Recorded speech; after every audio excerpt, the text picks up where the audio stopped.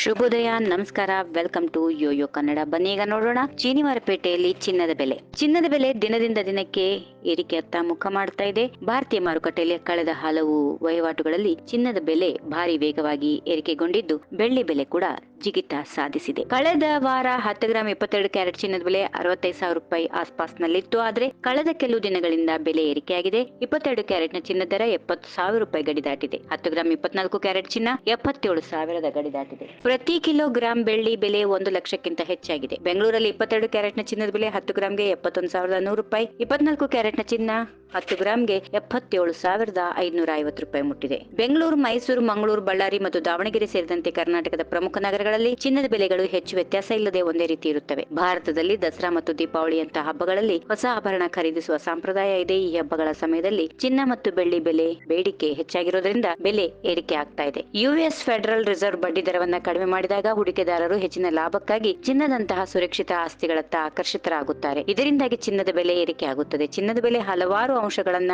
ಅವಲಂಬಿಸಿದ್ದು ಮುಂದಿನ ದಿನಗಳಲ್ಲಿ ಚಿನ್ನದ ಬೆಲೆ ಹೇಗಿರುತ್ತದೆ ಎಂದು ನಿಖರವಾಗಿ ಹೇಳಲು ಆಗುವುದಿಲ್ಲ. ಆದರೆ ಯುಎಸ್ ಫೆಡ್ ಬಡ್ಡಿ ದರ ನಿರ್ಧಾರಗಳು, ಜಾಗತಿಕ ಆರ್ಥಿಕ ಪರಿಸ್ಥಿತಿ ಮತ್ತು ಭೂ ರಾಜಕೀಯ ಅಸ್ಥಿರತೆಗಳು ಚಿನ್ನದ ಬೆಲೆಯನ್ನ ಪ್ರಭಾವಿಸುವ ಪ್ರಮುಖ ಅಂಶಗಳು ಅಂತ ಹೇಳ್ಬೋದು. ಈ ವಿಡಿಯೋ ನಿಮಗೆ ಇಷ್ಟವಾದಲ್ಲಿ ಲೈಕ್ ಮಾಡಿ, ಶೇರ್ ಮಾಡಿ, ಸಬ್ಸ್ಕ್ರೈಬ್ ಮಾಡಿ.